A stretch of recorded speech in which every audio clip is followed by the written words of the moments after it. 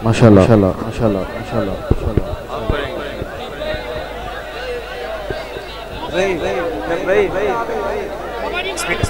لبیک لبیک یا رسول اللہ لبیک لبیک لبیک یا رسول اللہ لبیک لبیک لبیک یا رسول اللہ لبیک لبیک لبیک یا رسول اللہ لبیک لبیک لبیک یا رسول اللہ لبیک لبیک لبیک یا رسول اللہ لبیک لبیک لبیک یا رسول اللہ لبیک لبیک لبیک یا رسول اللہ لبیک لبیک لبیک یا رسول اللہ لبیک لبیک لبیک یا رسول اللہ لبیک لبیک لبیک یا رسول اللہ لبیک لبیک لبیک یا رسول اللہ لبیک لبیک لبیک یا رسول اللہ لبیک لبیک لبیک یا رسول اللہ لبیک لبیک لبیک یا رسول اللہ لبیک لبیک لبیک رسول اللہ لبیک لبیک لبیک یا رسول اللہ لبیک لبیک لبیک یا رسول اللہ لبیک لبیک لبیک یا رسول اللہ لبیک لبیک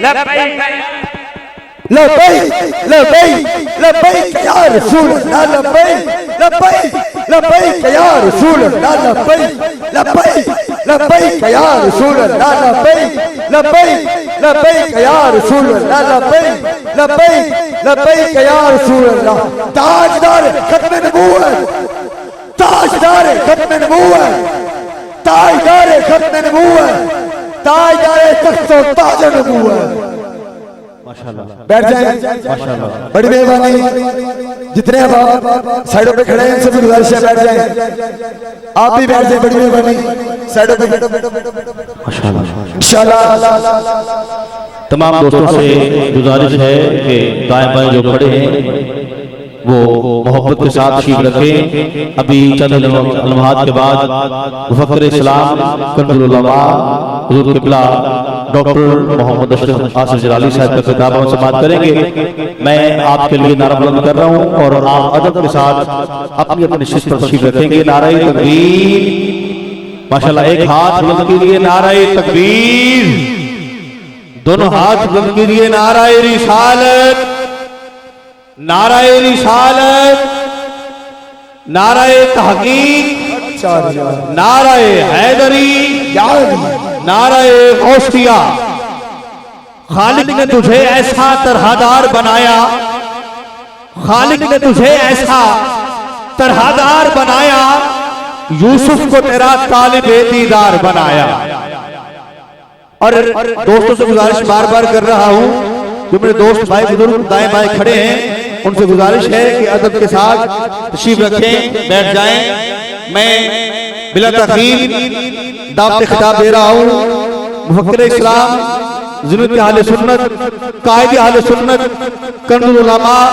حضرت علامہ ڈاکٹر محمد اشرف آصف جلالی صاحب آپ تشریف لاتے ہیں اپنے روحانی وجدانی عرفانی بیان سے ہمارے قلوب و ذہن کو روشن فرماتے ہیں دونوں اٹھا کے بولیے لبیک لبیک لبیک لبیک یا رسول اللہ لبیک لبیک لبیک یا رسول اللہ اور آپ ماشاءاللہ بڑی محبت کے ساتھ بات فرمائیں گے اسی دوران ہمارے محترم پیر طریقت مہتاب طریقت حضرت پیر محمد افضال زنجانی صاحب آپ تشریف لائے ہیں آپ کی جانب سے اپنی جانب سے میں خوشخبری پیش کرتا ہوں اور حضور قبلہ ڈاکٹر محمد اشرف آصف جلالی صاحب تشریف لاتے ہیں اپنے بیان سے ہمارے قلوب و ذہان کو روشن و فرماتے ہیں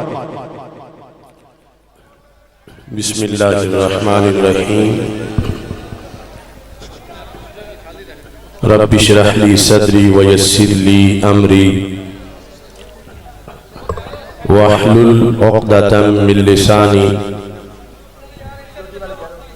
یفقهوا قولی رضیت باللہ ربا وبالاسلام دینا وبمحمد صلی اللہ علیہ وسلم نبیا ورسولا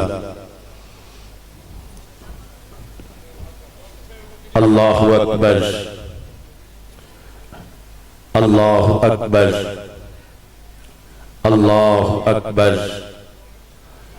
لبیک لبیک لبیک یا رسول اللہ صلی اللہ علیہ وسلم الحمدللہ رب المشرقین والمغربین والصلاة والسلام على من قال الحسین منی وانا من الحسین وعلى آلہ واصحابہ فی الدارین اما بعد فاعوذ باللہ من الشیطان الرجیم بسم اللہ الرحمن الرحیم قل لا اسألكم علیہ اجرا الا المودۃ فی القربى صدق اللہ العظیم وصدق رسولہ النبی الکریم الامین ان اللہ وملائکتہ یصلون علی النبی یا ایہا الذین آمنوا صلوا علیہ وسلموا تسلیما الصلاة والسلام علیک یا سیدی یا رسول اللہ وعلی آلک واصحابک یا حبیب اللہ خشک شاخوں کو وہ تازہ گلاب دیتے ہیں، عہد پیری کو وہ پھر سے شباب دیتے ہیں۔ پڑھ لے درود غفلت نہ کر خدا کی قسم، تیرے سلام کا وہ اب بھی جواب دیتے ہیں۔ الصلاة والسلام علیک یا سیدی یا رسول اللہ وعلی آلک واصحابک یا حبیب اللہ مولا صلی وسلم دائما ابدا علی حبیبک خیر الخلق کلہم منزہ عن شریک فی محاسنہ فجوہر الحسن فیہ غیر منقاسم محمد تاج رسل اللہ قاطبتا محمد صادق الاقوال والکلم محمد ذکرہ روح لانفسنا محمد شکرہ فرد علی الامم رب صلی وسلم دائما ابدا علی حبیبک خیر الخلق کلہم۔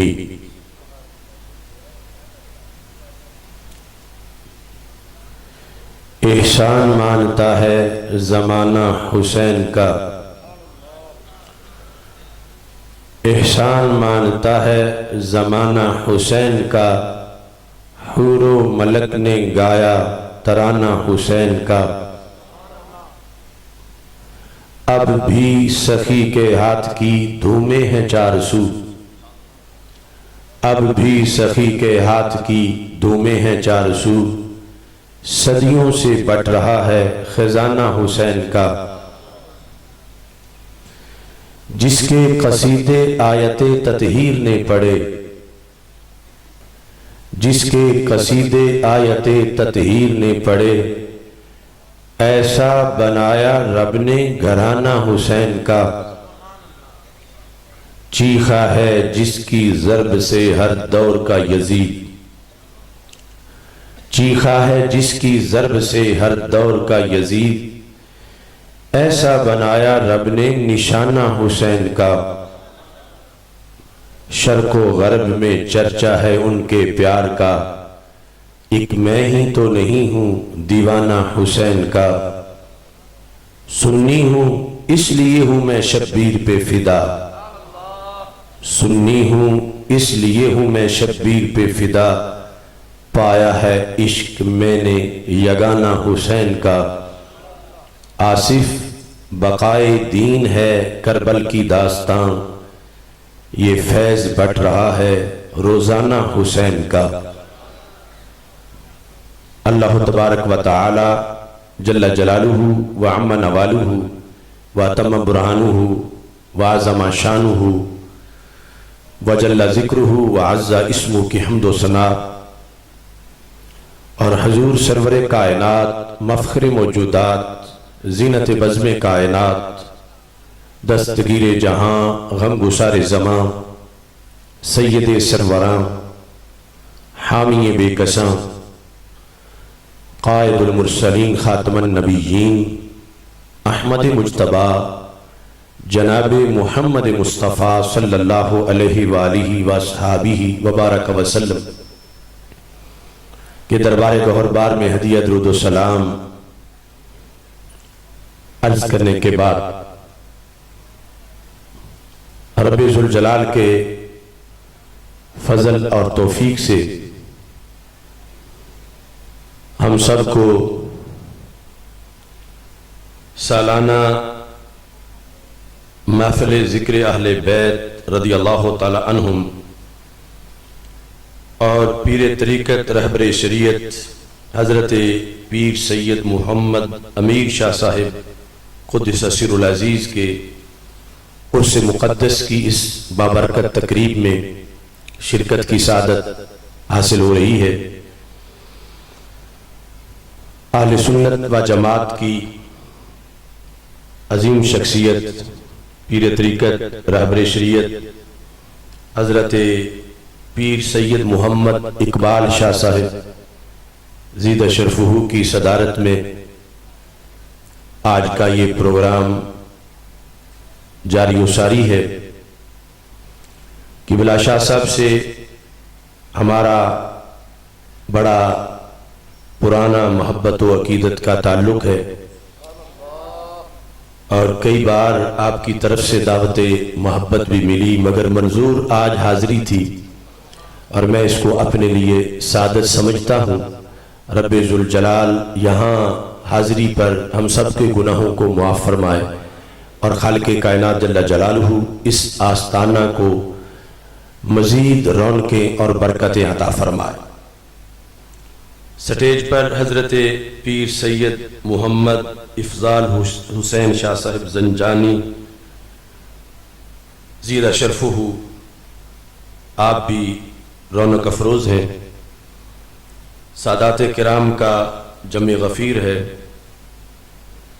حضرت مولانا محمد حنیف نظامی صاحب اور ہمارے الغالبون پاکستان کے مرکزی صدر مولانا محمد زہیب جلالی صاحب، دیگر علماء و مشائخ جلوہ گر ہیں۔ میری دعا ہے رب ذوالجلال ہم سب کو قرآن و سنت کا فہم عطا فرمائے اور قرآن و سنت کے ابلاغ و تبلیغ اور اس پر عمل کی توفیق عطا فرمائے۔ محبت اہل بیت رضی اللہ تعالی عنہم وہ تحفہ ہے جو عرش سے منتخب لوگوں کے لیے نازل کیا جاتا ہے اور جن سینوں میں محبت اہل بیت اطہار رضی اللہ تعالی عنہم اپنا گھر کرتی ہے، راسخ ہو جاتی ہے،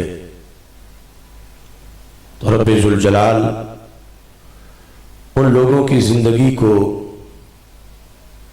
قدم قدم پہ برکتیں عطا فرماتا ہے، یہاں تک کہ حضرت مجدد الفسانی رحمۃ اللہ علیہ مکتوبات شریف میں فرماتے ہیں کہ میرے والد گرامی ہمیشہ محبت اہل بیت کا جب درس دیتے تھے تو اس کے فوائد میں سے ایک فائدہ یہ بھی بتاتے تھے کہ دم نزع بندے کا ایمان سلامت رہتا ہے اور وہ اس جہان سے خاتمہ بالخیر اور ایمان کی روشنی کے ہمراہ رخصت ہوتا ہے۔ محبت اہل بیت رضی اللہ تعالی عنہم ایک موضوع میں بہت سے موضوعات ہیں۔ قرآن مجید برہان رشید کی جو آیت کریمہ میں نے آپ حضرات کے سامنے تلاوت کی کہ جس میں رسول اکرم نور مجسم شفیع معظم صلی اللہ علیہ وسلم سے رب ذوالجلال نے خود یہ اعلان کروایا قُلْ لَا أَسْأَلُكُمْ عَلَيْهِ أَجْرًا کہ میرے محبوب صلی اللہ علیہ وسلم آپ اپنی امت کو یہ فرما دیں کہ اس ایمان اور اسلام کی بڑی نعمت پر جو میں نے تجھ تک پہنچائی، میں کسی طرح کا کوئی اجر تجھ سے نہیں چاہتا، ہاں یہ کہ تم قربا جو میرے قرابت دار ہیں ان سے مودت کرو۔ مفسرین نے مودت کی تعریف کرتے ہوئے یہ کہا المحبت العظیمۃ الواسعہ، کہ ایسی محبت جس کے ساتھ مزید دو اضافے ہوں، صرف محبت نہیں، وہ محبت جو عظیمہ بھی ہو اور واسعہ بھی ہو، کھلی، وسیع اور زبردست اور گہری محبت۔ اس کا قرآن مجید برہان رشید نے ہمیں حکم دیا۔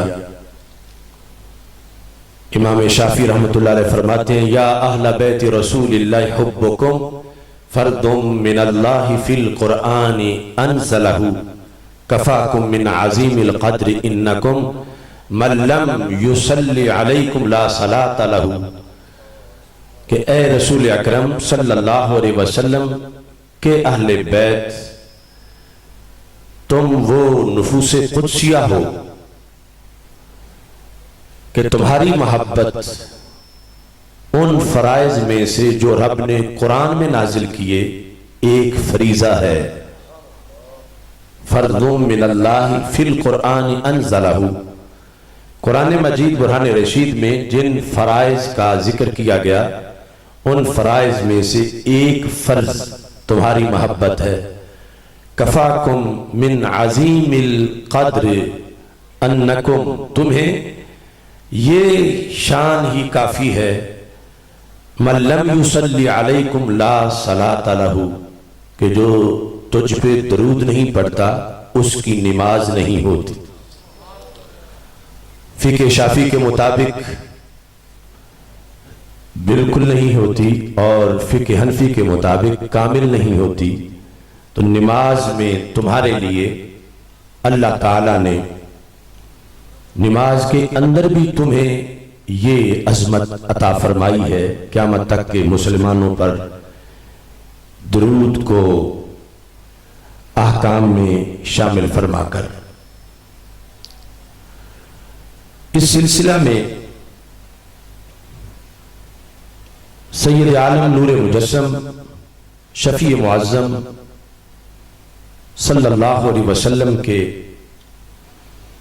فرمودات اور خود ائمہ اہل بیت رضی اللہ تعالی عنہم کے فرمودات، صحابہ کرام بالخصوص خلفائے راشدین رضی اللہ تعالی عنہم اور دیگر صحابہ کرام رضی اللہ تعالی عنہم کے فرمودات، یہ ہم سب کے لیے ایک ایک فرمان ایک مرشد کی حیثیت رکھتا ہے۔ مجموعی طور پر ان کا خلاصہ ایسا مسلک قرار پاتا ہے کہ جس پر بندے کی زندگی بسر ہو تو اسے قیامت کے دن افسوس نہیں ہوتا۔ ایک گھنٹہ بھی اگر کسی کا ضائع ہو جائے تو اسے اس پر افسوس ہوتا ہے، اور اگر قیامت کے دن بندے کی زندگی میں کوئی ایسی غلطی نکل آئے کہ معاذ اللہ ساری زندگی ضائع ہو جائے تو اس میں اس کو کتنا زیادہ افسوس ہوگا۔ تو ہمارے اکابر نے ہم تک قرآن و سنت سے وہ حقائق پہنچائے جس پر ہمارا مسلک ہے کہ آج اس کے مطابق جب زندگی بسر ہوگی تو جو سب سے پہلا پرچہ ہے، پہلا پیپر ہے عقیدے کا، اس میں کامیابی یقیناً ہوگی، اور اس کے بعد پھر اگلے مراحل میں بھی اللہ آسانی فرمائے گا۔ مستدرک للحاکم میں ایک حدیث شریف ہے جو گفتگو کے آغاز میں پیش کروں گا اور دوسری اختتام پر، کہ سید عالم نور مجسم شفیع معظم صلی اللہ علیہ وسلم نے ये इरशाद फरमाया, फलौ अन्ना रजुलन सफन बैन रुकन वल मकाम व सल्ला व साम सुम्मा लक़िय अल्लाह व हुवा मुबग़िद लि अहलि बैत मुहम्मद सल्लल्लाहु अलैहि वसल्लम दखल अन्नार। ये मुस्तदरक लिल हाकिम की जिल्द नंबर 4 में हदीस नंबर 4766 है कि अगर एक शख्स इतना उसको सुनहरी मौका मिले कि किसी दीगर मुकद्दस जगह पे नहीं बल्कि उसको ज़मीन अरब में और ज़मीन अरब के अंदर ज़मीन हरम में और हरम के अंदर मस्जिद हराम में और मस्जिद हराम में उस जगह बैनर रुकने वल मकाम कि एक तरफ हजर अस्वद है और दूसरी तरफ मकाम इब्राहिम है, दरमियान में उसको जगह दे दी गई है कि वो वहां पे अपना मुसल्ला बिछाए और उसका वीजा कोई 4-5 दिन का या 4-5 महीने का नहीं है, सारी जिंदगी के लिए उसे वहां से उठा को नहीं सकता। इतना उसको मौका दिया गया अनवार और तजल्लियात की आगोश में। काबे की तरफ तो सिर्फ देखने से ही गुनाह मिट जाते हैं, वो वहां पर अनवार और तजल्लियात जो काबे पे बरसते हैं उनकी आगोश में जिंदगी बसर कर रहा है। और फिर ऐसे भी नहीं कि सिर्फ बैठा हुआ है और बंदगी दीगर कोई नहीं कर रहा, यही उसका अजर सवाब है कि वो मस्जिद हराम में है और काबे के सामने है। नहीं, इसके आगे क्या है, वसल्ला वसाम, उसने रात भर जिंदगी में क्याम किया, हर दिन को रोजा रखा, नमाज़े पंजगाना के अलावा उसने नवाफल पढ़े, इतनी भरपूर जिंदगी उसने नेकी में गुजारी। वो अजम में नहीं, वो अरब में है, वो अरब में फिर हरम में है, हरम में फिर मस्जिद हराम में है और मस्जिद हराम में काबे के दरवाजे के सामने वो मकाम इब्राहिम और हजर अस्वद के दरमियान मुसल्ला बिछा के बैठा है। इतना पारसा और नेक बंदा, हमारे आका अलैहिस्सलाम फरमाते हैं जब उसे मौत आई दाखिल अन्नार, जहन्नम में सीधा दाखिल हुआ। नमाज भी पढ़ता है, कलमा गो है, नमाजी है, रोजेदार है, काबे के सामने बैठा है, तो क्यों उसको क्या हुआ? उसको काबे ने क्यों नहीं बचाया? उसे मस्जिद हराम ने क्यों नहीं बचाया? उसको नमाजों ने क्यों नहीं बचाया? उसको रोजों ने क्यों नहीं बचाया? जिंदगी भर के तकवा ने उसे क्यों नहीं बचाया? हमारे आका सल्लल्लाहु अलैहि वसल्लम फरमाते हैं बस एक उसमें खामी थी और उससे नमाजों पे पानी फिर गया, रोजा कबूल ही नहीं हुआ।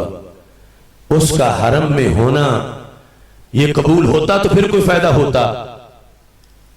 वो ऐसा रोग था कि जिसकी वजह से सब जिंदगी के आमाले सालिहा पे पानी फिर गया।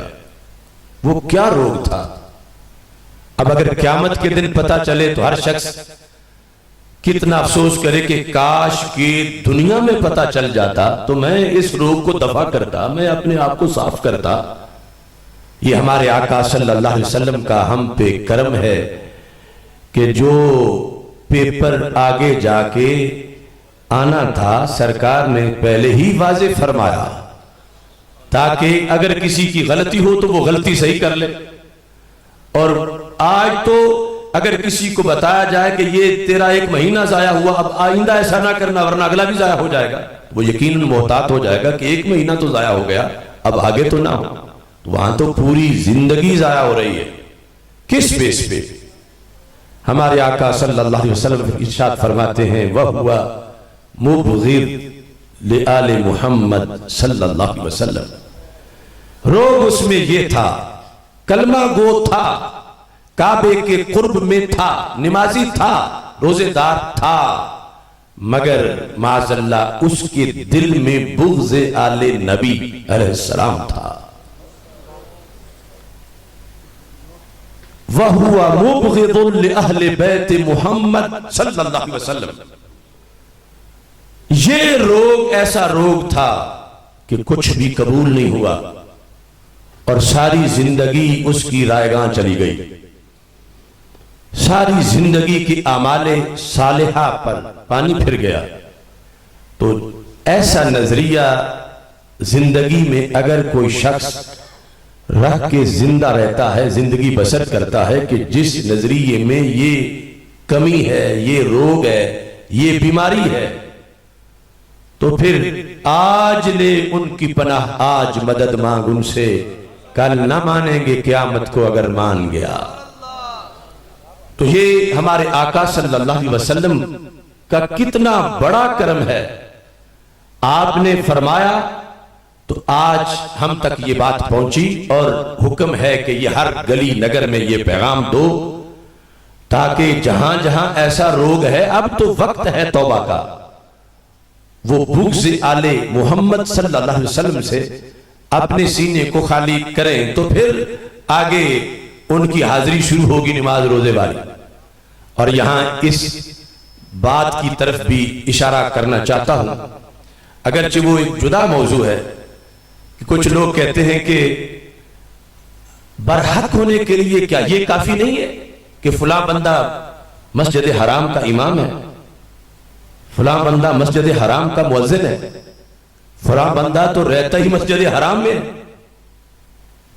तो पता चला मस्जिद हराम का इमाम होना, मुअज्जिन होना, नमाजी होना, वहां का मुजाविर होना, दिन रात वहां रहना, ये सारी चीजों के नंबर तब मिलते हैं कि जब दिल बुग़्ज़ आले नबी से खाली हो। और अगर ऐसा नहीं तो फिर वो काबे के अंदर नमाज पढ़े या बाहर पढ़े, वो एक ही हैसियत है। तो रसूल अकरम नूर मुजस्सम शफी मुअज़्ज़म सल्लल्लाहु अलैहि वसल्लम के अहले बैत अतहार, जिनके बारे में हमारे आका सल्लल्लाहु अलैहि वसल्लम ने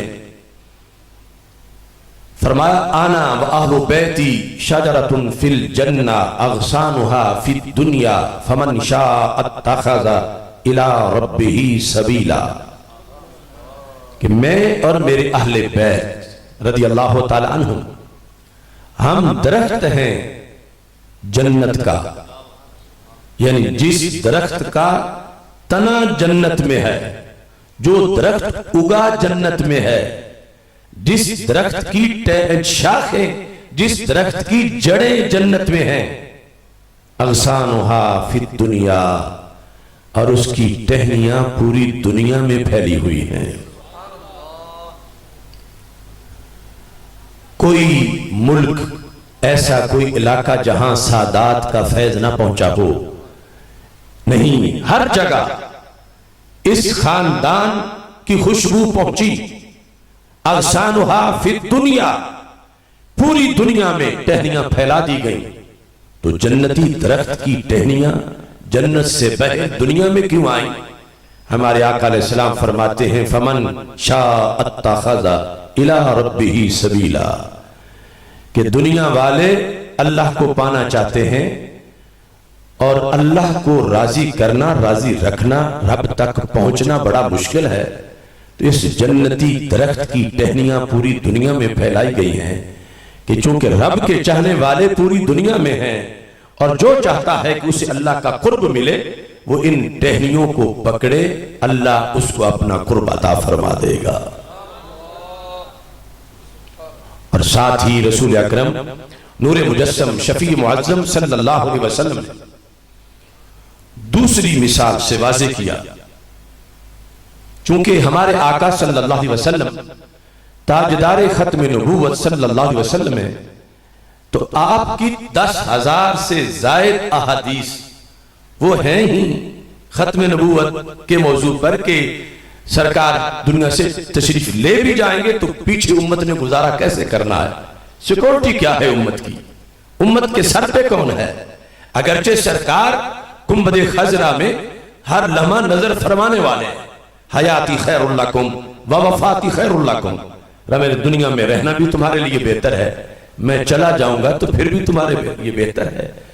मा राइतु मिन खैरिन हमिदुल्लाह, क़यामत तक जो नेकी दुनिया के किसी कोने में तुम करोगे मैं देख के खुश हो के अल्हम्दुलिल्लाह कहूंगा।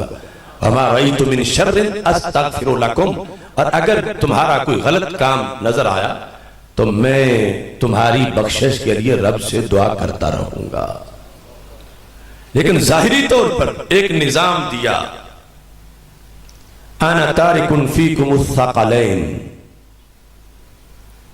पहले अंबिया किराम अलैहिस्सलाम की गुफ्तगू खिताबात का लहजा अंदाज और था, हमारे आका अलैहिस्सलाम की गुफ्तगू का अंदाज ही खत्म नबूवत वाला था। यानी पहले यह है कि अंबिया अलैहिस्सलाम जब तक हैं उस माहौल में, उस वक्त की वो बात करते हैं कि तुम ये करो, तुम वो करो, तुम इस तरह बच सकते हो। उन्हें पता है हम जाएंगे तो नए नबी आएंगे, वो अपना कानून चलाएंगे, वो अपनी हिदायत देंगे। लेकिन हमारे आका अलैहिस्सलाम गुफ्तगू फरमाते हैं तो सिर्फ उस वक्त के लिए नहीं, क़यामत तक की हर सदी के लिए, हर साल के लिए, हर महीने के लिए, हर हफ्ते के लिए, हर दिन और घंटे के लिए, हर इलाके के लिए। और ये लहजा ही खिताब खत्म नबूवत का है। और आना तारिकुन फीकुमुस सक़लैन, कुम का खिताब क़यामत तक के मुसलमानों को है, जो सामने थे उनसे लेकर क़यामत तक, क्योंकि सबकी हिफाजत सरकार फरमा रहे हैं। सबको सरकार दो आलम सल्लल्लाहु अलैहि वसल्लम ने सिक्योरिटी दी कि कैसे तुम गुमराही से बचोगे, जो कि तुम्हारा कोई और नबी नहीं आएगा, मैं ही तुम्हारा नबी हूं और मैं तुम्हें निजाम दे के जा रहा हूं। आगे तुम पे है कि तुम मेरे दिए हुए निजाम से कितना ताल्लुक रखते हो। अना तारिकुन फीकुमुस सक़लैन, मैं खुद जा रहा हूं दुनिया से, लेकिन मैं दो चीजें बड़ी कीमती और अहम तुम में छोड़ के जा रहा हूं। वो कैसी दो हैं? फिर अहदुहुमा अअज़म मिनल आखर, दोनों का ही क्या कहना, हर एक ही बड़ी अजमत वाली है। इनका फायदा क्या होगा? फरमा मा इन तमस्सकतुम बिहिमा लन तदिल्लु बादी, ये ताकीद नफी है।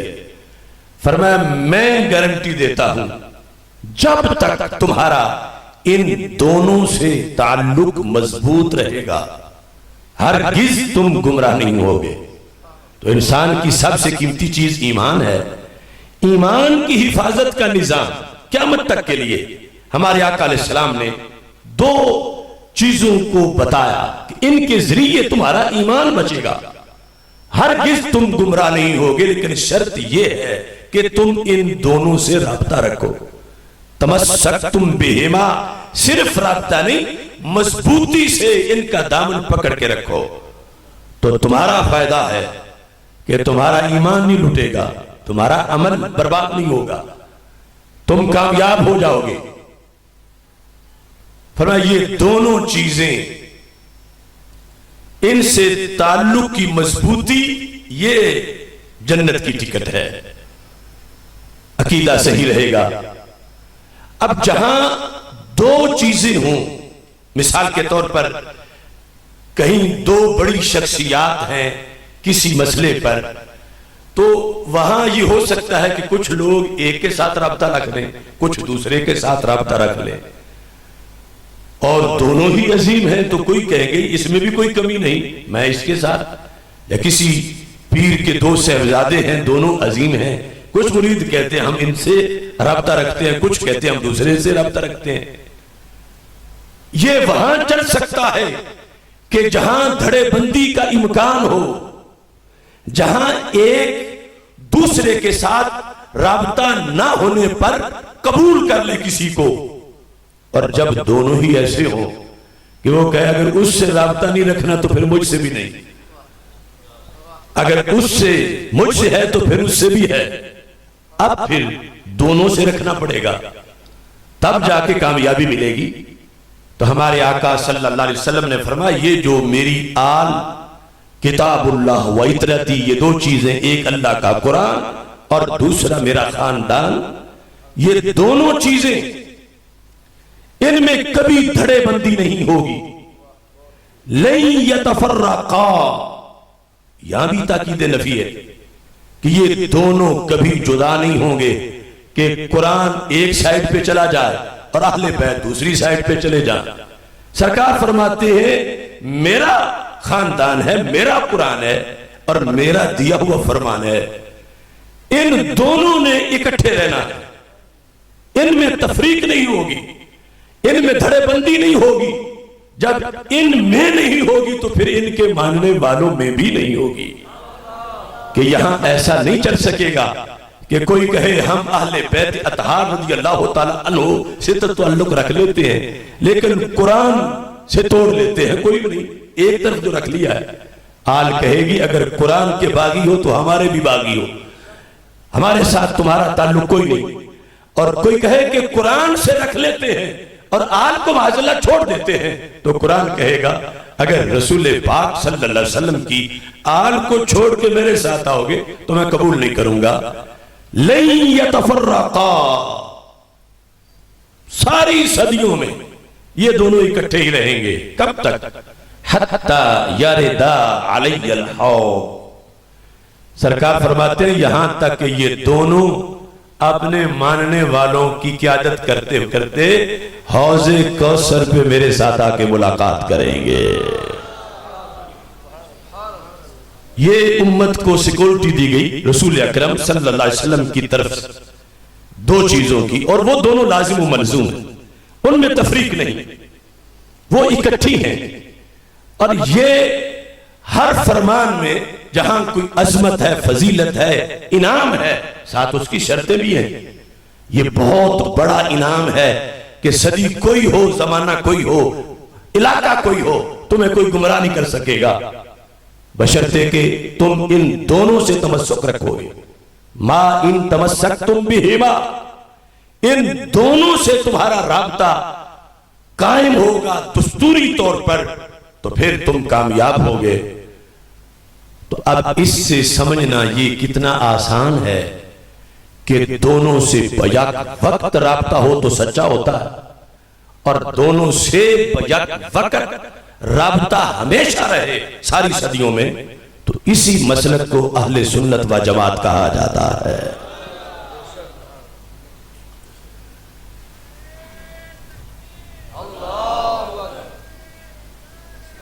اب اس میں دیکھیں چونکہ ٹائم تھوڑا ہے میں اس کی صرف قرآن اور سنت سے وضاحت کرنا چاہتا ہوں.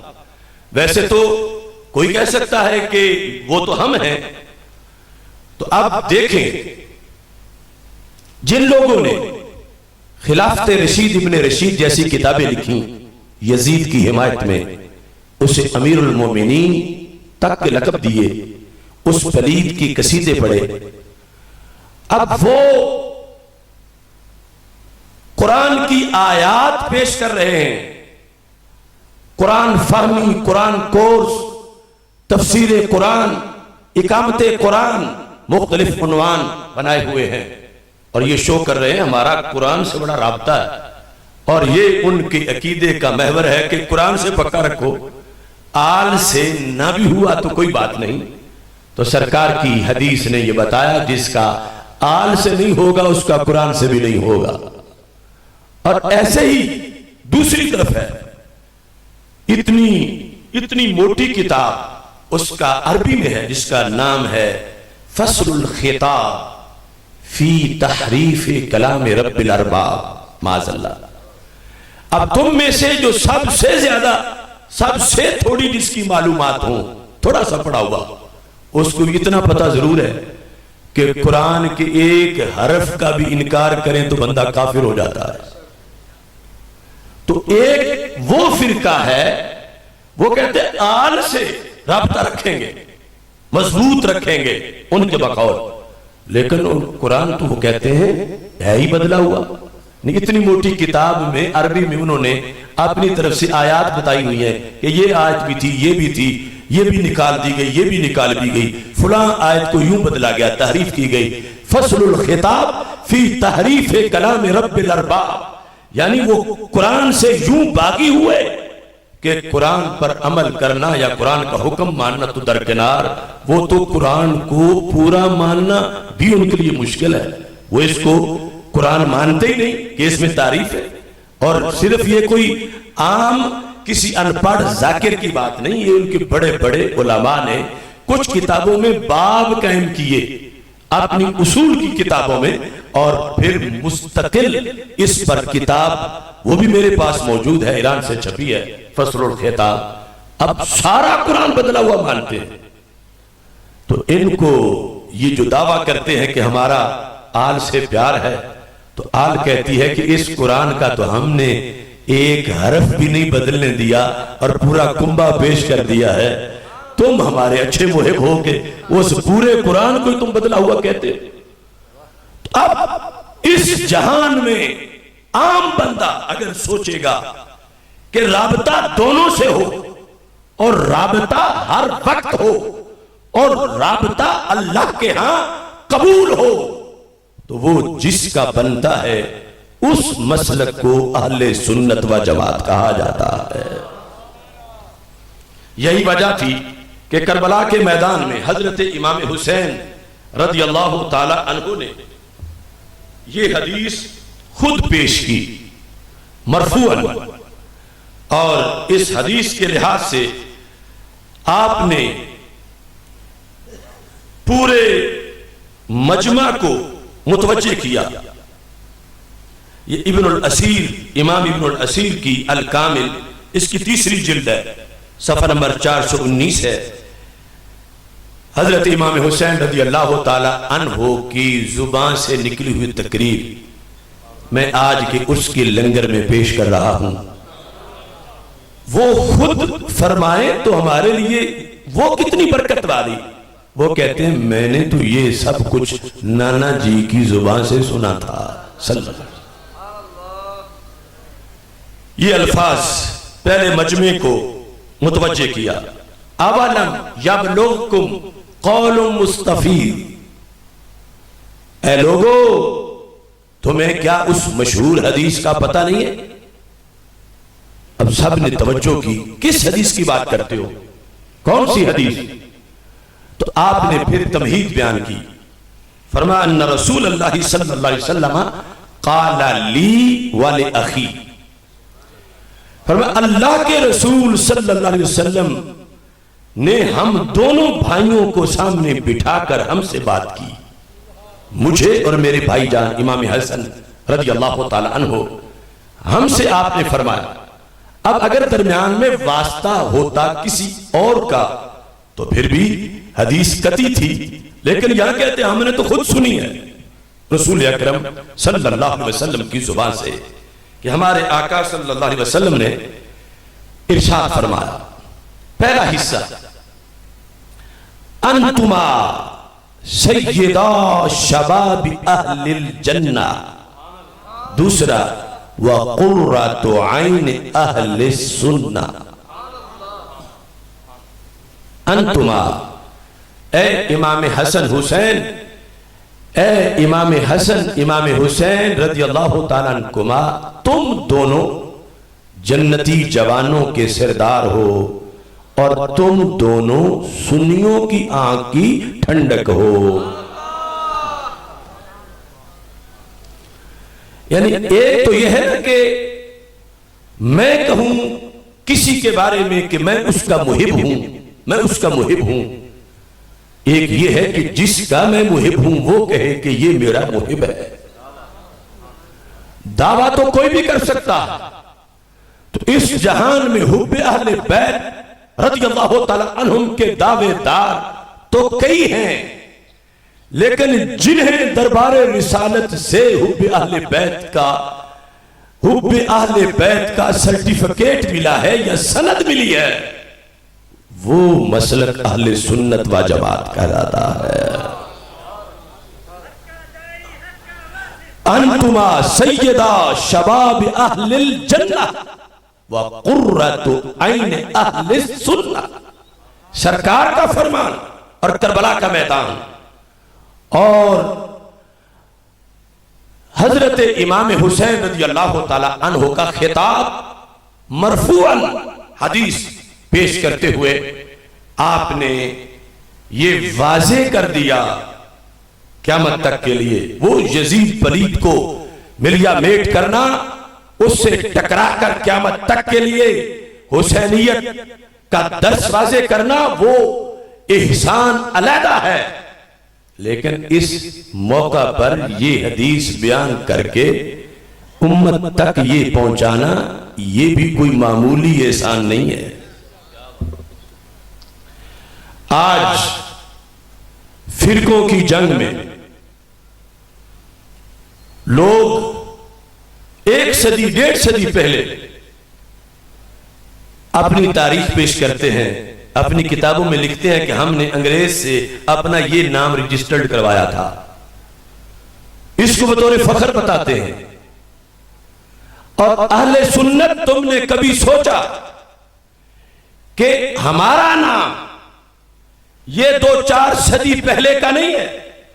اگر ہمیں اہل سنت کا ٹائٹل اعلی حضرت امام احمد رضا بریلوی رحمت اللہ علیہ نے دیا ہوتا تو پھر بھی ہم خوشی سے بیان کرتے، اگر حضرت مجدد الفیسانی رحمت اللہ علیہ نے دیا ہوتا پھر بھی ہم اس کو بڑے وقار سے بیان کرتے، اگر یہ ٹائٹل حضرت خواجہ غریب نواز رحمت اللہ علیہ نے دیا ہوتا تو ہماری بڑی اس کی وجہ سے ویلیو بنتی، اگر داتا گنج بخش اجمیری نے دیا ہوتا تو بہت ہم وقار سمجھتے، لیکن یہ ٹائٹل تو نبیوں کے سلطان نے ہمیں دیا ہے۔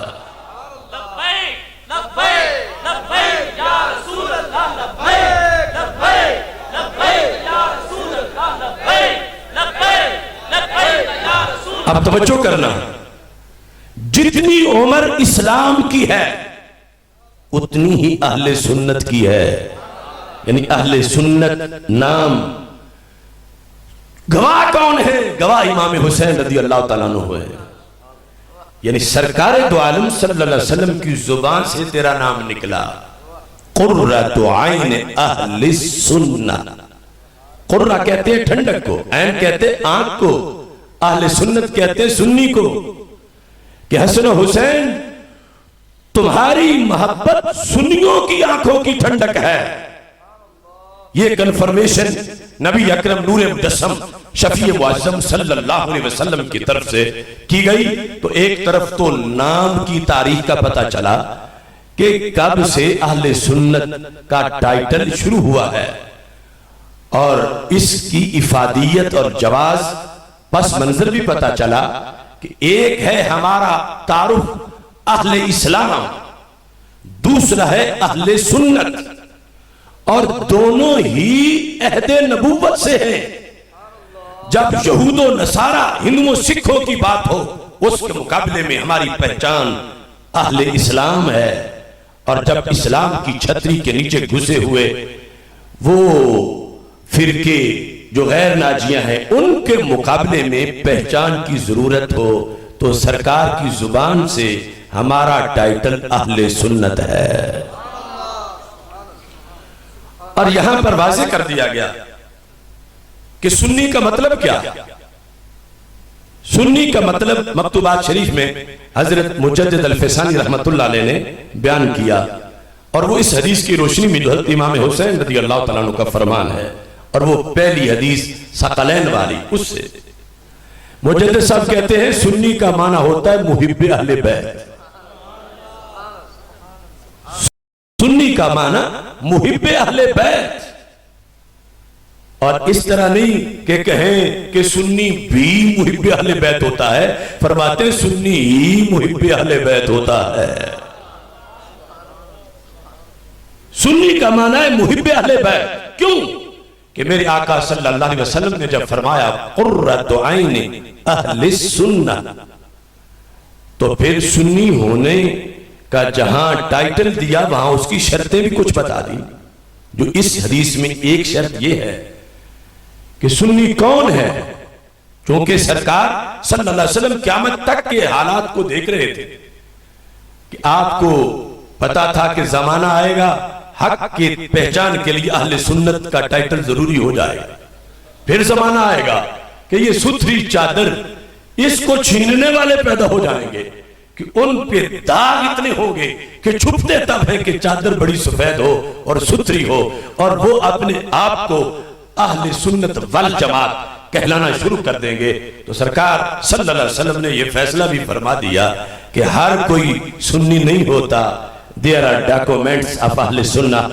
اہل سنت کی کچھ شرطیں ہیں، ان میں سے اس حدیث میں بتایا کہ جس کا سینہ حسنین کریمین کی محبت سے یوں بھرا ہو کہ اگر چیرا جائے تو دل کے آدھے حصے پہ حسن لکھا ہو، آدھے پہ حسین لکھا ہو، اس کو سنی کہا جاتا ہے۔ اور جس کا دل حب اہل بیت سے خالی ہو اور کھنڈر ہو اور ویران ہو، اس بغض والے سینے کو کبھی بھی سنی نہیں کہا جا سکتا، کیونکہ سنی کا مطلب ہی ہے محب اہل بیت، اہل بیت اطہار رضی اللہ تعالی عنہم سے پیار ہو جو شریعت نے حکم دیا ہے۔ طبیعت یا مزاج شریعت نے جو حکم دیا ہے اصل وہ ہے، اس کے زیر سایہ طبیعت بھی ہے، مزاج بھی ہے، سب کچھ ہے۔ اور اللہ کا فضل ہے یہ ساری شرطیں اہل سنت و جماعت پوری کرتے ہیں۔ یہ محرم الحرام گزر رہا ہے، آپ کو اہل سنت یا اہل جنت کی پہچان میں زیادہ مشکل پیش نہیں آئے گی۔ وہ دوسرے دونوں دھڑے ان کے جلسے اور پروگرام آپ ان کو دیکھ لیں، کہیں محبت اہل بیت کے نام پر دین سے بغاوت اور قرآن سے تصادم ہے۔ دیگر نبیوں کی توہین تو درکنار، خود رسول پاک صلی اللہ علیہ وسلم کی توہین کرتے ہیں، وہ تو کہتے ہیں اب ہم شان اہل بیت بیان کر رہے ہیں۔ یعنی اگر ان کی 1000 مجلس تم اکٹھی کرو تو شاید 2-4 ایسی ہوں کہ جس میں انہوں نے غیر شرعی اور غیر قرآنی طریقے سے حب اہل بیت کو بیان نہ کیا ہو، جو ٹکراؤ ہے دین اسلام کے ساتھ۔ اور دوسری طرف خوارج کو دیکھ لو، وہ سارے یہ مہینہ کیا پورا سال ہی وہ اسی پہ لگے رہیں گے کہ جس طرح عام خاندان ہوتے ہیں ایسے ہی اہل بیت بھی ایک خاندان ہے، اور 2 شہزادوں کی جنگ معاذ اللہ، اس طرح کے الفاظ، اور یہ کہ ان سے تعلق کا فائدہ کیا ہو سکتا ہے، قُلْ لَا أَمْلِكُ لِنَفْسِي نَفْعًا وَلَا ضَرًّا، اور اسی طرح اس کے مضمون کو پھیر کے اور پھر اسی طرح کی احادیث ان کا مفہوم بگاڑ کے وہ یعنی لوگوں کے ذہنوں میں یہ بھرتے رہیں گے کہ جیسے اور کسی خاندان کی محبت لازم نہیں کی گئی تو آل کی محبت بھی لازم نہیں ہے معاذ اللہ، اور اس کا کوئی فائدہ نہیں۔ تو یہ 2 طرف دین سے بغاوت ہے، اور اس پر ہزاروں دلائل ہیں۔ اہل سنت ثقلین کے ساتھ اپنا رابطہ پکا رکھتے ہیں، اور اس سلسلہ میں حدیث شریف میں ایک آپ کے سامنے پیش کر رہا ہوں۔ امام سخاوی نے اس کو اقرباء الرسول و ذوی الشرف کی محبت کے عنوان سے کتاب میں پیش کیا۔ اصل طبرانی نے موجم اوسط کے اندر اس حدیث کو ذکر کیا۔ ہمارے آقا صلی اللہ علیہ وسلم کے خاندان کے نفوس قدسیہ میں سے نہیں بلکہ ان کے خادموں میں سے ایک خادم کا ذکر ہے، سیدہ حضرت بریرہ رضی اللہ تعالی عنہا۔ حضرت بریرہ علماء جانتے ہیں بخاری شریف میں بار بار ان کا تذکرہ ہے کہ وہ لونڈی تھی، تو سیدہ عائشہ صدیقہ رضی اللہ تعالی عنہا نے انہیں خرید کے آزاد کیا تھا، اور ان کو خادمہ اہل بیت کہا جاتا تھا، اہل بیت اطہار رضی اللہ تعالی عنہم کی خادمہ، اور وہ اس میں اپنا اعزاز سمجھتی تھی۔ پردے کے لحاظ سے حرہ اور خادمہ میں کچھ فرق ہے عامہ، یعنی آج تو ویسے خادمہ وہ جو لونڈی ہو باندی اس کے لحاظ سے، آج تو سب حرہ ہیں، خواہ کوئی کسی کی خادمہ ہو یا ویسے ہو۔ وہ گزر رہی تھی حضرت جابر بن عبداللہ رضی اللہ تعالیٰ عنہ کہتے ہیں کہ ان کے سر سے تھوڑا سا کپڑا اترا تو ایک شخص نے انہیں تبلیغ کی.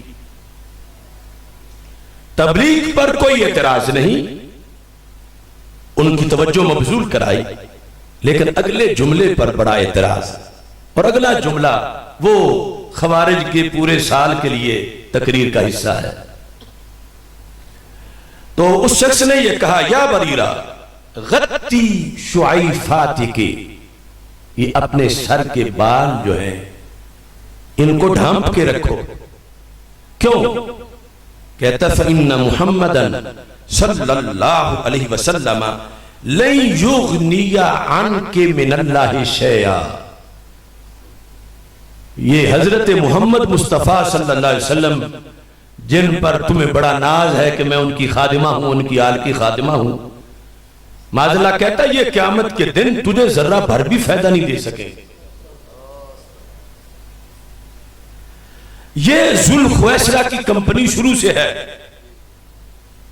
کہ جنہیں پتہ ہی نہیں کہ تبلیغ کرنی کیسے ہوتی ہے اور کرنی کس کو ہوتی ہے. تو اتنا کہہ دے غتی شعیفاتک، وہ کہتا ان محمدً صلی اللہ علیہ وسلم لن یغنی عنک من اللہ شیئا. نکرہ تحت النفی ہے شیئا کہ قیامت کے دن تو سمجھتی ہے تجھے 50% ان کا فائدہ ہو جائے گا، 25% ہو جائے گا، تجھے 1% بھی معاذ اللہ ان کا فائدہ نہیں ہوگا کہ ان کی تو خادمہ ہے، نسبت ہے تیری. چونکہ یہ جو باب ہے لونڈیوں اور غلاموں کا، اس میں یہ جو ولا ہوتی ہے جس نے کسی خادم کو غلام کو آزاد کیا ہو تو یہ نسب کی طرح شمار ہوتی ہے. جیسے نسب والا کسی خاندان کی طرف منسوب ہوتا ہے کہ یہ فلاں کا بھانجا ہے، بھتیجا ہے، ایسے ہی آزاد کردہ غلام بھی وراثت میں بھی اس کا نمبر آتا ہے اور اس خاندان کی طرف منسوب ہوتا ہے. تو اس نے کہا کہ تجھے یہ ہے کہ میں چونکہ ان کی خادمہ ہوں اور میرا شمار ان کے خاندان میں سے بالآخر ہوگا تو مجھے یہ بچا لیں گے، تو یہ ہرگز تجھے نہیں بچا سکتے معاذ اللہ. موجم اوس میں حدیث نمبر 5088 ہے یہ حدیث. یہ خبر حضرت جابر کو ہضم نہ ہو سکی یہ بات.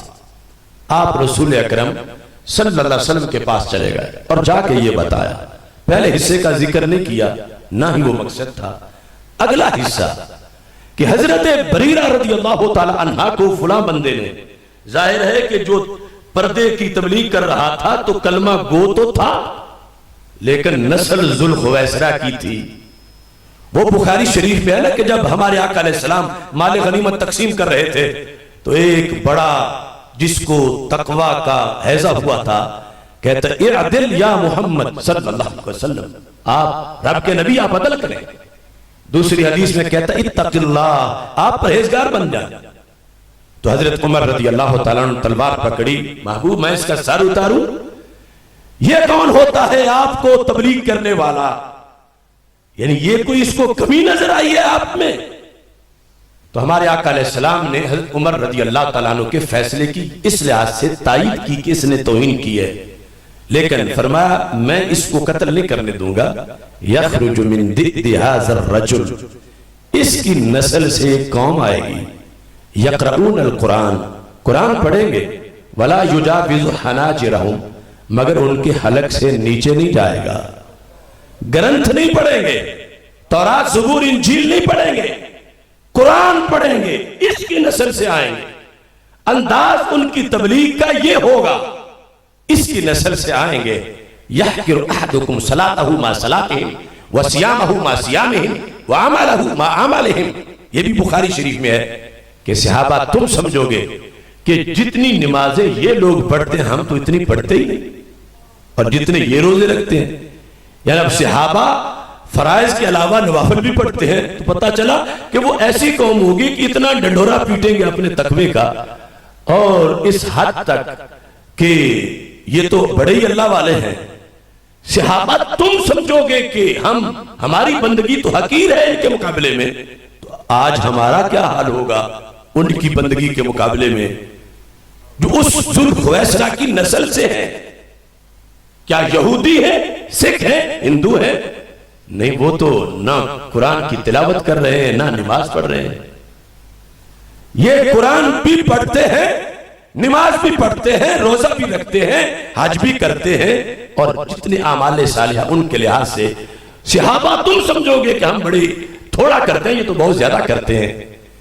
لیکن ہمارے آقا علیہ السلام نے خبر دی، یمرقون من الدین کما یمرق السہم من الرمیہ، جب مریں گے تو بالکل سیاہ ہوگا نامہ اعمال، ان کے پاس ذرہ بھر بھی نیکی نہیں ہوگی، یوں خالی نکلیں گے۔ مثال دی ہمارے آقا علیہ السلام نے تاکہ فکری نظری مسئلہ اچھی طرح محسوس چیز سے سمجھ آ جائے۔ جس طرح تم شکار کرتے ہو، اور اس زمانے میں تیر سے ہوتا تھا، تیر تم شکار کو مارتے ہو، وہ اندر اس کے پورا گھس جاتا ہے اور پھر دوسری طرف نکلتا ہے، اور گھس کے بھی جب نکلتا ہے تو خالی نکلتا ہے۔ اس کے ساتھ نہ کوئی بوٹی ہوتی ہے، اس کے ساتھ نہ کوئی اور پٹھا لگا ہوتا ہے، حالانکہ پورا اس جانور کے پیٹ کے اندر گھس گیا تھا، مگر نکلا ہے تو خالی نکلا ہے۔ ایسے ہی اس کی نسل سے قوم آئے گی، نمازیں، روزے، حج، زکاتیں ان کی نہ دیکھنا، ان کا انجام دیکھنا کہ جب جائیں گے دنیا سے تو ذرہ بھر بھی کوئی نیک عمل ان کے پاس نہیں ہوگا۔ جس طرح وہ پہلی حدیث میں نے بتائی، صلی اللہ علیہ وسلم وہ مبغض لأہل بیت محمد صلی اللہ علیہ وسلم داخل النار۔ تو اب اس صورتحال پر کہ سید عالم نور مجسم شفیع معظم صلی اللہ علیہ وسلم کے مبارک گھرانے کے لحاظ سے یہ زبان درازی کی گئی کہ سرکار کوئی فائدہ نہیں دے سکتے، تو ہمارے آقا صلی اللہ علیہ وسلم سے جب حضرت جابر رضی اللہ تعالیٰ عنہ نے یہ بات بیان کی تو رد عمل بڑا شدید تھا۔ فخرج یجر رداءہ، رسول اکرم صلی اللہ علیہ وسلم اتنا جلدی میں اٹھے کہ چادر مبارک بھی نہ سنبھالی اوپر سے پوری طرح، وہ پیچھے زمین پہ لگتی ہوئی آ رہی تھی، اور چہرہ مبارک سرخ تھا۔ وَكُنَّا مَعْشَرَ الْأَنصَارِ نَعْرِفُ غَضَبَهُ بِجَرِّ رِدَائِهِ، حضرت جابر رضی اللہ تعالیٰ عنہ کہتے ہیں ہم انصار نے یہ سرکار دو عالم صلی اللہ علیہ وسلم کی سیرت کا خلاصہ نکالا ہوا تھا کہ جب سرکار کبھی اس طرح جلدی میں اٹھیں اور چہرہ سرخ ہو تو پھر بڑی ہنگامی صورتحال ہوتی ہے، لہذا اس کو پیش نظر رکھتے ہوئے کہتے ہمیں سرکار نے ابھی بلایا نہیں صحابہ کو، انصار کو، لیکن فَأَخَذْنَا السِّلَاحَ، ہم خود ہی اسلحہ پکڑ کے آ گئے۔ سرکار کی اس انداز کو دیکھ کر کہ کوئی بڑا سانیہ ہو گیا ہے، بڑا حادثہ ہو گیا ہے، تاکہ ہم پورے تیار ہو کے جائیں کہ جلدی ایکشن کرنا ہے، کہیں گھر جانے سے لیٹ نہ ہو جائیں، تو ہم اسلحہ لے کے پہنچ گئے۔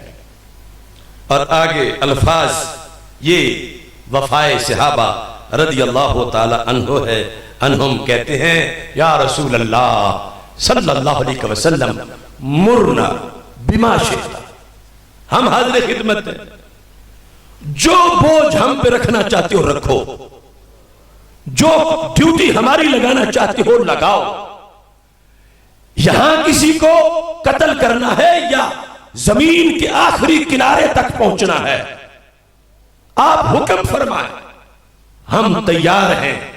اور یہ غصہ اس حالت میں، یعنی آپ کو دیکھ کر ہم بڑے پریشان ہیں، جو حکم ہوگا ہم پورا کریں گے۔ اور آگے یہ صرف انہی کا خاصہ ہے، اور آج ان کے ماننے والوں کا ذہن میں ان کے یہ آیا جو حضرت جابر کے علاوہ تھے۔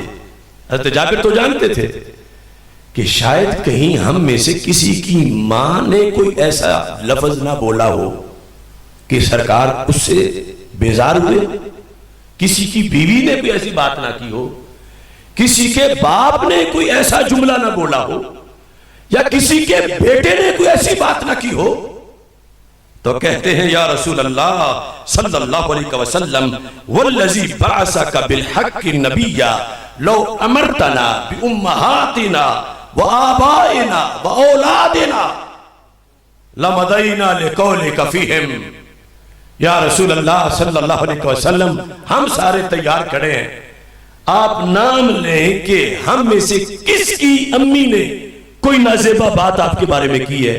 جس کی امی نے کی ہے وہ امی کا سر اتارے گا، جس کی بیوی نے کی ہے وہ اپنی بیوی کا سر اتارے گا، جس کے باپ نے کی ہے وہ اپنے باپ کا سر اتارے گا، جس کے بیٹے نے کی ہے وہ اپنے بیٹے کا سر اتارے گا.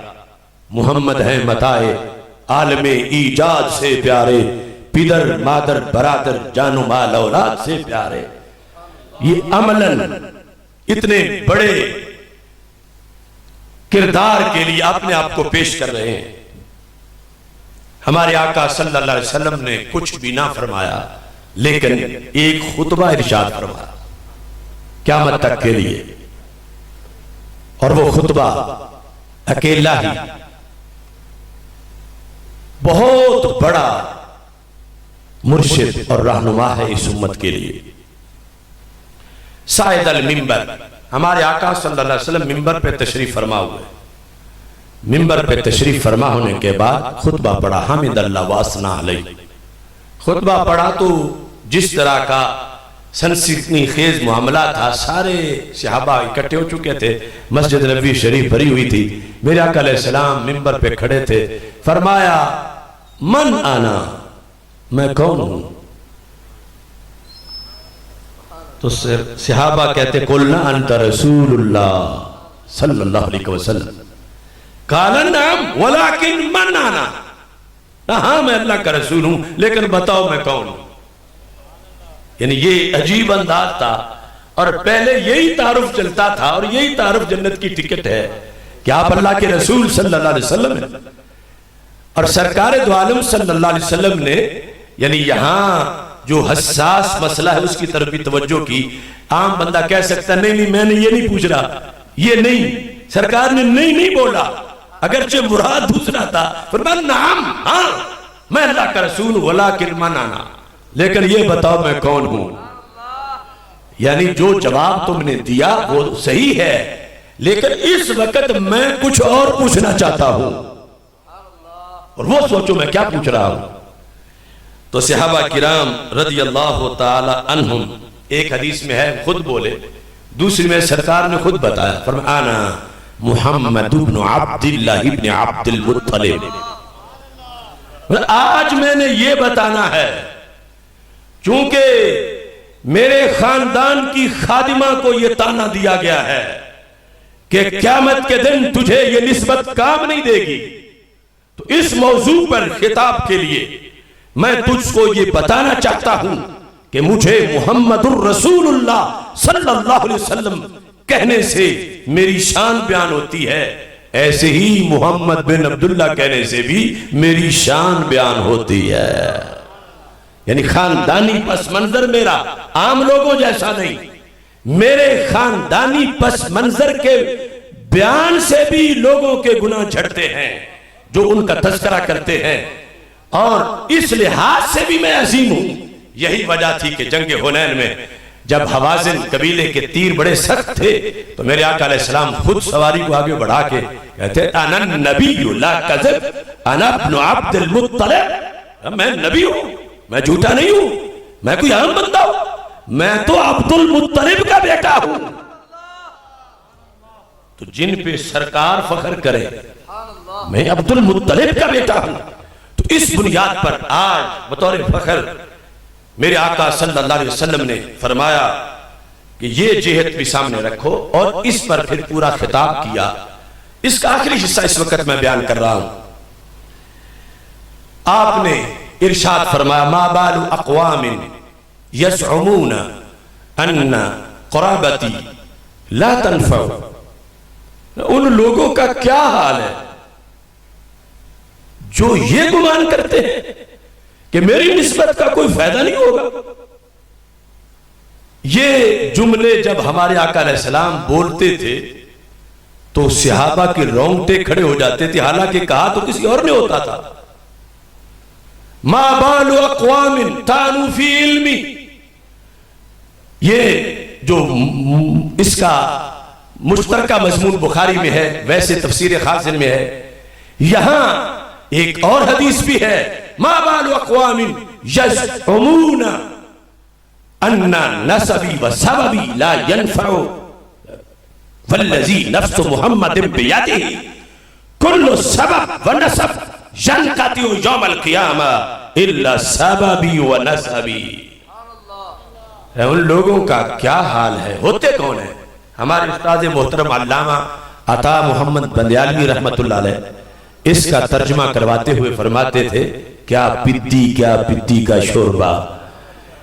تم ہوتے کون ہو بات کرنے والے؟ رب دینے والا، میں لینے والا.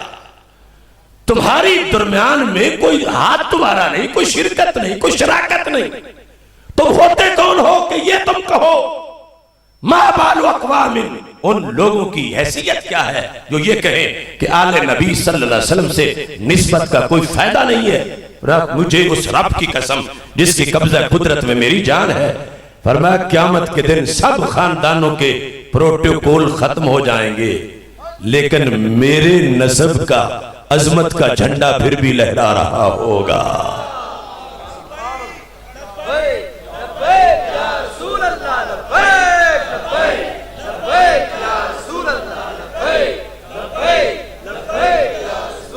اب دیکھو سرکار کتنے لجپال ہیں، دو لفظ بولے، نسب اور سبب. فرمایا جن کا نسب مجھ سے ہے اور اوپر میرے خاندان کے ساتھ دور جا کے آج اجداد میں کسی کی رشتہ داری بنتی ہے، فرمایا میرا نسب قیامت کے دن بھی رنگ لائے گا، باقی ٹوٹ جائیں گے. یعنی کسی کو اس بیس پہ نمبر نہیں ملیں گے کہ یہ چیمہ صاحب ہیں، یہ چٹا صاحب ہیں، یہ گوندل صاحب ہیں، لہذا ان کو اتنے دے دو نمبر اضافی. اس حیثیت کے کسی کو نہیں ملیں گے، مگر میرے نسب بھی نمبر ملیں گے. الا نسبی، باقی کوئی نہیں. اور پھر فرمایا نسب کے ساتھ میں تو سبب کی بات بھی کر رہا ہوں کہ جن کا نسب مجھ سے ہے ان کو بھی فائدہ ہوگا، اور جن کا سبب میں ہوں ان کا سبب بھی نہیں ٹوٹے گا. کل سبب و نسب، باقی سب نسب ٹوٹ جائیں گے، یعنی ان کا لحاظ نہیں رکھا جائے گا، سبب ٹوٹ جائیں گے. یہ نہیں ہوگا کہ یہ صدر کا ساتھی ہے یا وزیر اعظم کا یا فلاں کا، یہ نہیں دیکھا جائے گا. لیکن جو زندگی بھر مجھے اپنا وسیلہ مانتے رہے ان کا وسیلہ حشر میں کام آئے گا.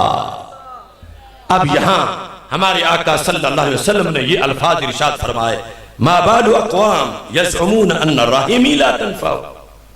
ان لوگوں کا کیا حال ہے کہ جنہیں یہ گمان ہے کہ میری طرف منسوب رحم کا فائدہ نہیں ہوگا. یہ بات بڑی لمبی ہے.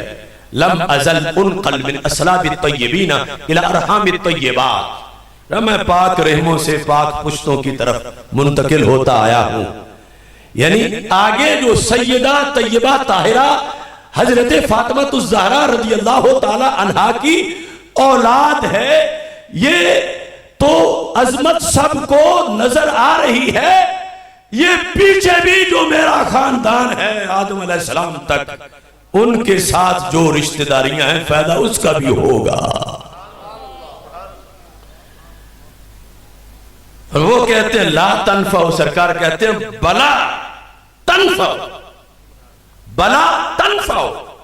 ان کا کیا حال ہے جو کہتے ہیں کہ میری نسبت فائدہ نہیں دے گی؟ بلا، کیوں نہیں، تنفع، فائدہ دے گی. حالانکہ صرف بلا سے ہی جو جھٹکا تھا وہ کافی تھا، لیکن دوبارہ پھر فعل وہ بولا بلا، کیوں نہیں. تم کہتے ہو فائدہ نہیں ہوگا، کیوں نہیں فائدہ ہوگا. کتنا ہوگا؟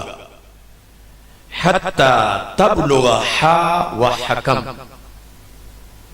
یہ منحوس لوگ اس گلی میں میرا فائدہ نہیں مان رہے، اتنا قریب کہتے ہیں ان محمد صلی اللہ علیہ وسلم لم یغنی عنک من اللہ شیئا، یہ یہاں فائدے پر طنز کر رہے ہیں، کہتے ہیں میرا فائدہ تو ہا اور حکم تک جائے گا۔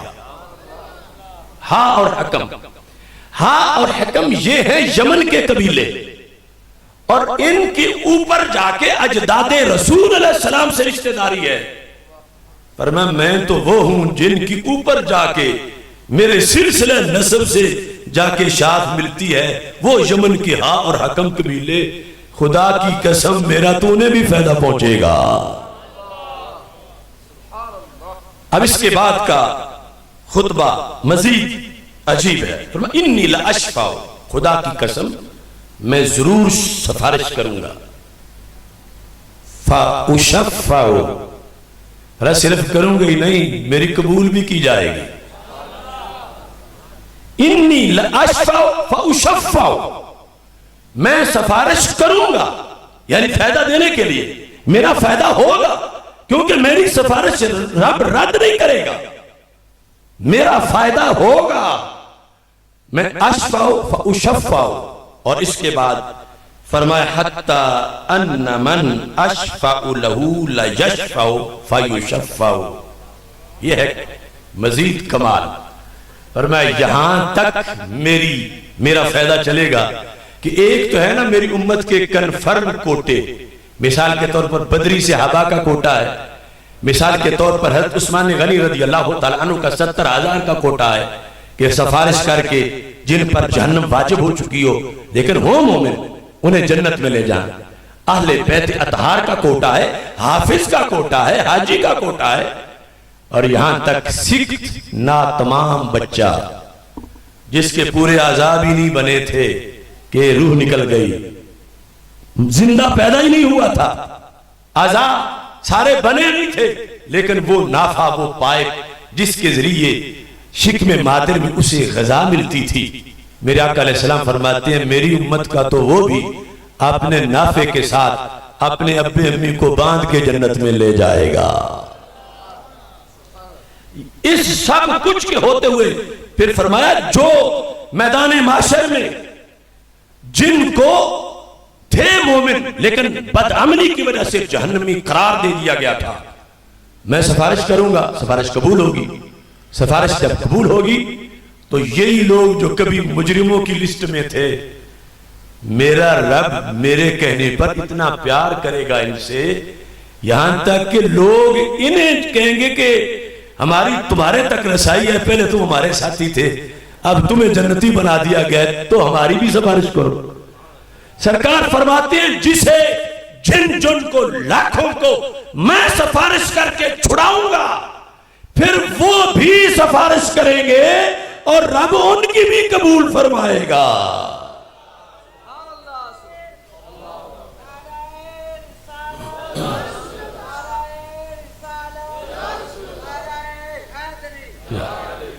اس کے بعد جا کے وہ جملہ آیا کہ جس کا عام تصور بھی نہیں کیا جا سکتا، لیکن ہمارے آقا علیہ السلام نے وہ ارشاد فرما دیا، چونکہ دیکھ رہے تھے کہ یہ جو قُلْ لَا أَمْلِكُ لِنَفْسِي یا اس حدیث جو دوسری حضرت فاطمہ رضی اللہ تعالی عنہ کے لحاظ سے کہ لوگ غلط مطلب نکالیں گے، تو میں آخر تک اس مسئلے کو بیان کر دوں کہ جب اتنا دور چلے گا سفارش کا، شفاعت کا،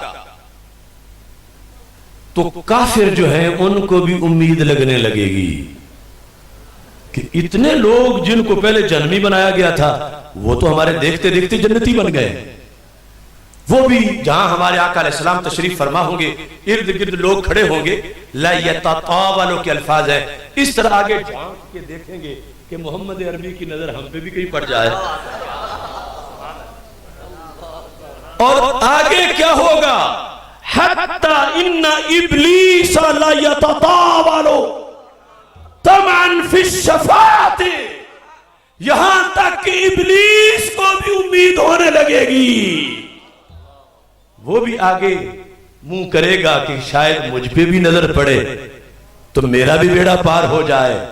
سرکار فرماتے ہیں میری شفاعت کے خلاف بک بک کرنے والے سوچے تو صحیح، ان کا بڑا تو شیطان بھی امید بنا لے گا، اگرچہ میں سفارش نہیں کروں گا، کیونکہ کافر مشرک کی سفارش نہیں تو شیطان جو انہیں کافر و مشرک بنانے والا ہے اس کی کیسے ہو، لیکن فرمایا میرا وہ فائدہ ہے کہ رب شیطان کو بھی چکائے گا کہ میں بھی نبی کا فائدہ مانگتا ہوں، یعنی اس کو بھی امید بنے گی۔ تو فرمایا سوچنا چاہیے کلمہ میرا پڑھے اور تیرا کھائیں تیرے غلاموں سے الجھے، ہے منکر عجب کھانے غرانے والے۔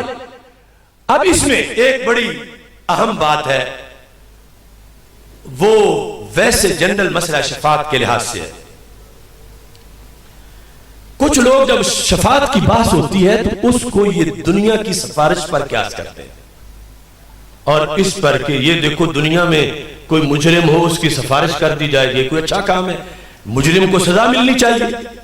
دیکھو دنیا میں اگر دفتر کے اندر ایک بندہ آتا ہی نہیں اور افسر کا ساتھی اس ملازم کا دوست ہے اور وہ اسے کہتا ہے کہ میرا یار ہے نہیں آتا، تم حاضری لگا دیا کرو اور تم اس کی تنخواہ دے دیا کرو، میں اس کی سفارش کرتا ہوں، تو دفتر کیسے چلے گا؟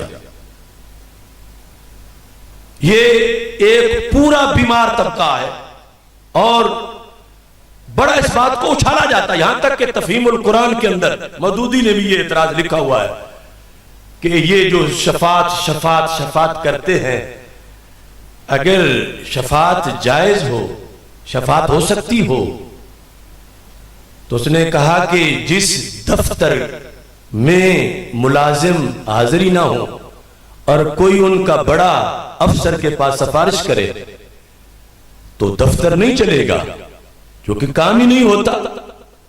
تو کہتا ہے جب دفتر نہیں چل سکتا دنیا کا ایک دفتر سفارش کی بنیاد پر، تو اللہ کا پورا نظام کیسے پھر چلے گا؟ یعنی اس نے اور اس طرح محض عقل کے گھوڑے دوڑانے والوں نے بے عقلی کے ساتھ یہ یعنی سمجھا ہوا جیسے رب کا نظام محلے کی دکان کی طرح ہے یا ایک دفتر کی طرح ہے۔ اب یہ دیکھو کتنی بڑی غلطی ہے،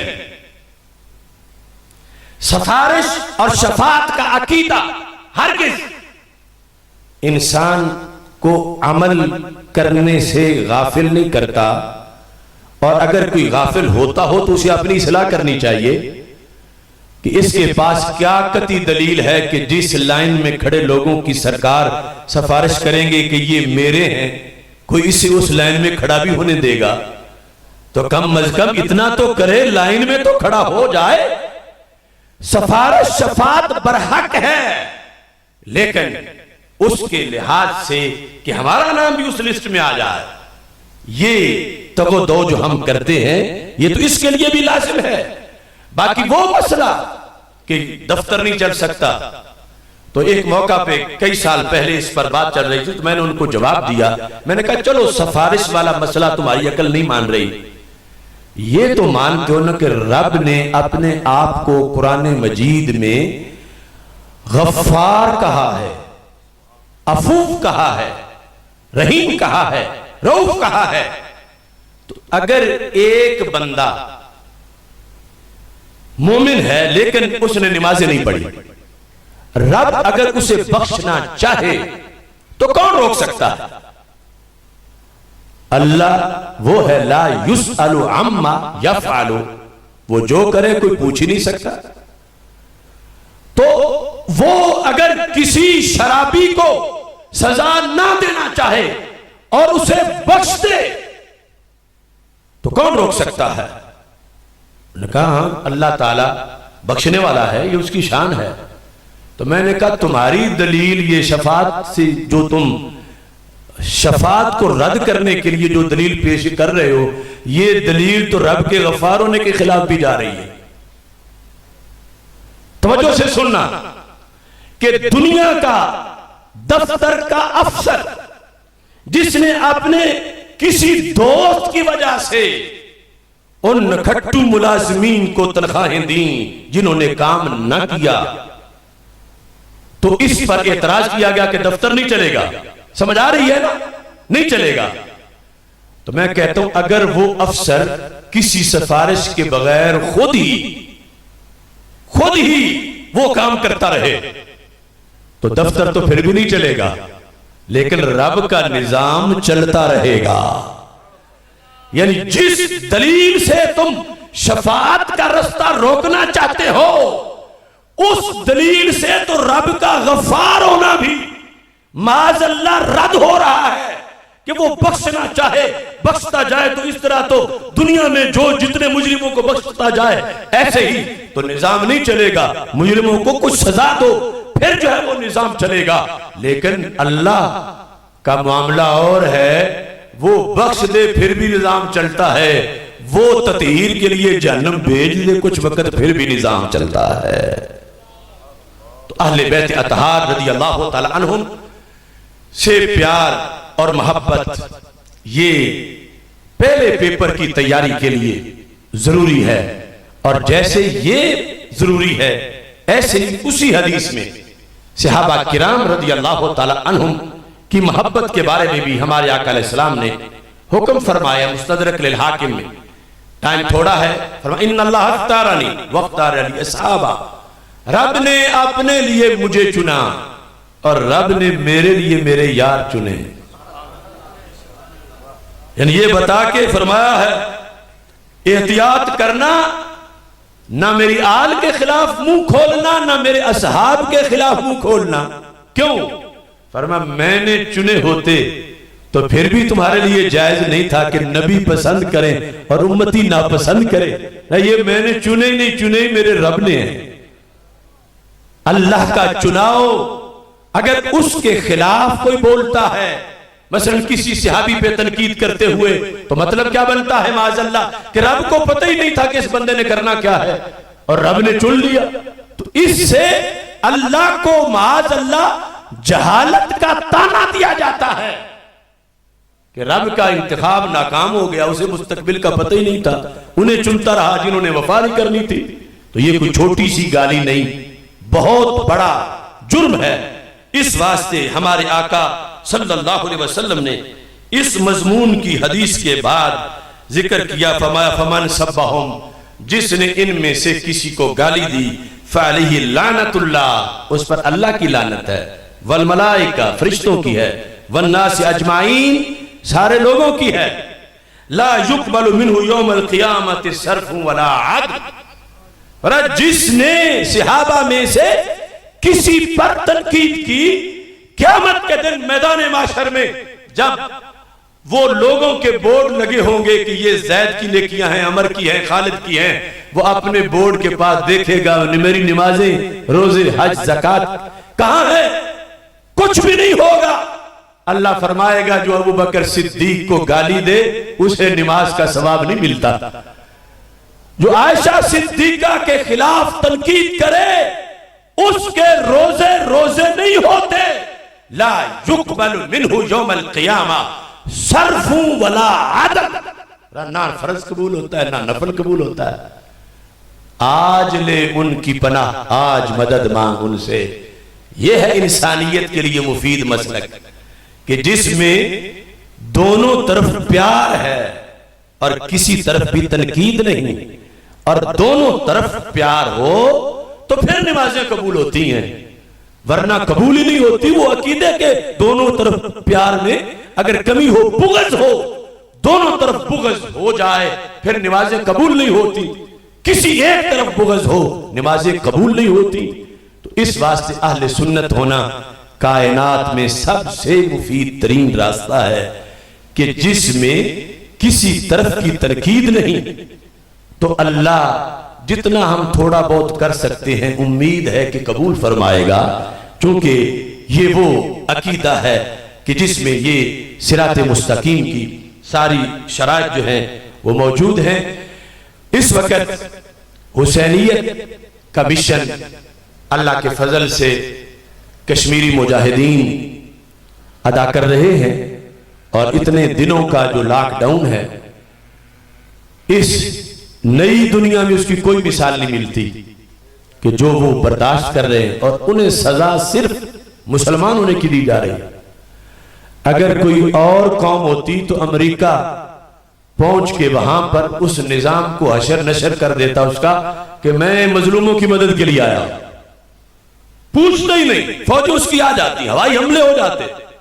لیکن یہ چونکہ مسلمان ہیں اور یہ اتنے مجبور ہیں, نہ خود کرتے ہیں نہ کسی کو کرنے دیتے ہیں مدد, خود بھی نہیں کرتے. انہیں یورپ کے کتے کو گرم یا سرد ہوا لگے تو اس کے حقوق ہیں, اینیمل رائٹس. مگر کشمیر کی بچیاں, کشمیر کے بچے بھوکے پیاسے جنہیں ٹکڑے ٹکڑے کیا جا رہا ہے, اس پر کوئی حقوق والے ہیومن رائٹس کی تنظیمیں سب چپ ہیں اور مسلم امہ خاموش ہے, عرب ممالک خاموش ہیں. اور ہم جو پڑوسی ہیں ابھی تک ہمارا سلسلہ بھی قراردادوں تک, بیانوں تک, جبکہ قرآن کہتا ہے وَمَا لَكُمْ لَا تُقَاتِلُونَ فِي سَبِيلِ اللَّهِ وَالْمُسْتَضْعَفِينَ مِنَ الرِّجَالِ وَالنِّسَاءِ وَالْوِلْدَانِ الَّذِينَ يَقُولُونَ رَبَّنَا أَخْرِجْنَا مِنْ هَذِهِ الْقَرْيَةِ الظَّالِمِ أَهْلُهَا وَاجْعَل لَّنَا مِن لَّدُنكَ وَلِيًّا وَاجْعَل لَّنَا مِن لَّدُنكَ نَصِيرًا. اللہ فرماتا ہے تمہیں کیا ہو گیا ہے کہ تم نکل ہی نہیں رہے اللہ کے راستے میں, حالانکہ کمزور مرد, عورتیں, بچے وہ چیخ چلا رہے ہیں. تو مالکم, تجھے کیا ہو گیا ہے؟ جو بھی قیامت تک مسلمان ہے وہ قوم میں شامل ہے, اللہ اس سے جھنجھوڑ رہا ہے. اور جب بھی ایسے حالات بنتے ہیں تو پوچھا جا رہا ہے, اور یہ قیامت کے دن بھی ہم سے پوچھا جائے گا کہ ایسا ہوتا رہا, تم کہلاتے تھے روئے زمین پر اس وقت مسلمان, اور انہیں مسلمانی کی سزا دی جا رہی تھی, اور وہ مجھے کہتے تھے وَجَعَل لَّنَا مِن لَّدُنكَ وَلِيًّا, رب کوئی ہمارے لیے ولی بھیج, کوئی نصیر بھیج, کوئی مددگار بھیج. اب وہ رب کہہ رہا ہے جو کن کہے تو سب کچھ ہو جائے. اس انڈیا کے کروڑ مودی کو بھی ایک سیکنڈ میں پسم کرنا یہ تو کن کا کام ہے صرف, اور اللہ کسی کا محتاج نہیں. لیکن جو دعوے دار ہیں کہ ہم اللہ کے بندے ہیں اور ہم اللہ کا حکم مانتے ہیں اور ہم نے رب سے جنت لینی ہے, رب فرماتا پھر میرا حکم مانو, میرا حکم مانو, میرا قرآن قیامت تک کے لیے ہے. تو اس بنیاد پر ہمارا مطالبہ ہے حکومت پاکستان سے کہ صرف سفارتی اخلاقی مدد قرارداد یہ 71 سال کا سفر پورا ہو چکا ہے. اب جہاد فرض ہے بالیقین, اور اس کا فتویٰ بھی ہم نے تحریراً صادر کیا ہے, اور یہ 27 تک آخری بہانہ ہے. جنرل اسمبلی کے اجلاس میں جو گھوڑے دوڑانے ہیں وہ دوڑا لیں, اس کے بعد یہ ہماری فوج جو جہاد فی سبیل اللہ کے شعار کے تحت ہے, اس کے انتظار میں مائیں بیٹھی ہیں سری نگر میں, اور روزانہ کسی محمد بن قاسم کا رستہ دیکھتی ہیں, اور ان کا رخ اسلام آباد کی طرف ہوتا ہے. اور ہمیں امید ہے کہ انشاءاللہ پاک فوج کی شکل میں کوئی محمود غزنوی سری نگر پہنچے گا, اور ہم اپنی طرف سے اس سٹیج کی طرف سے اہل سنت کی طرف سے فوج کو بھرپور تعاون کا یقین دلاتے ہیں کہ ہم صرف سری نگر تک نہیں, ہم لال قلعے تک بھی ساتھ جائیں گے انشاءاللہ. تو اس مشن کے لیے چونکہ یہ ہماری اپنی عاقبت کی لیے آخرت کے جواب کے لیے ضروری ہے, اور ساتھ ان کی مدد بھی ضروری ہے. اللہ تعالیٰ کشمیر کو فتح عطا فرمائے. وآخر دعوایا ان الحمدللہ رب العالمین.